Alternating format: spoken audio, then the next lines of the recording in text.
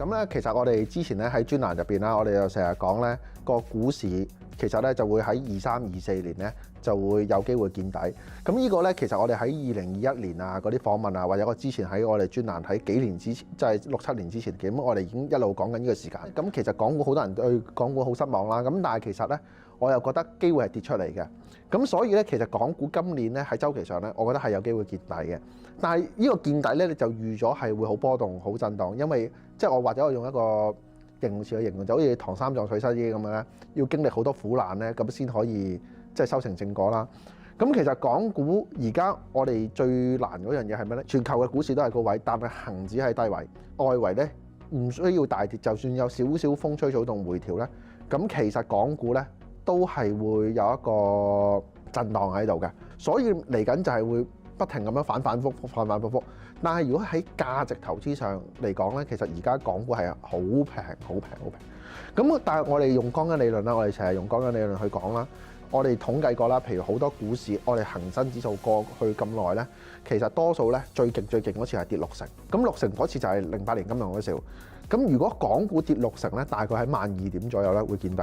咁但係咧，如果用鋼筋理論，譬如黃金比率嗰啲咧，我哋由唔同嘅高低咁樣睇啦，其實多數就回調0.618或者0.886。咁咧，如果我哋咁樣去拉咧，由87年開始拉啦，拉到去我哋歷史高位18年啦，33,000啦。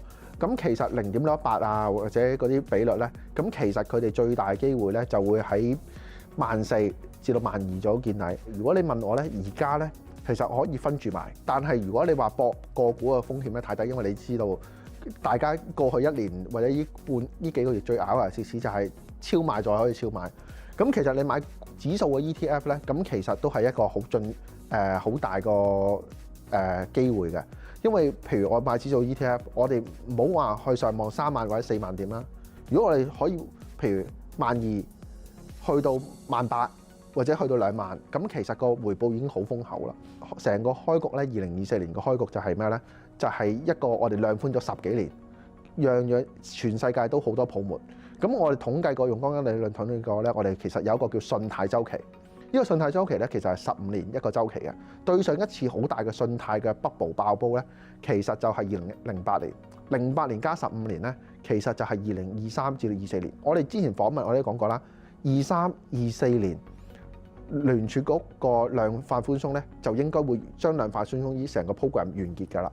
咁其實我哋見到聯儲局每年都收水緊1萬億，其實咁樣落去咧，其實令到全球嘅資金鏈或者全球嘅出口導向啊，或者外債多嘅國家咧，其實都會承受一個好大嘅壓力，特別新興市場。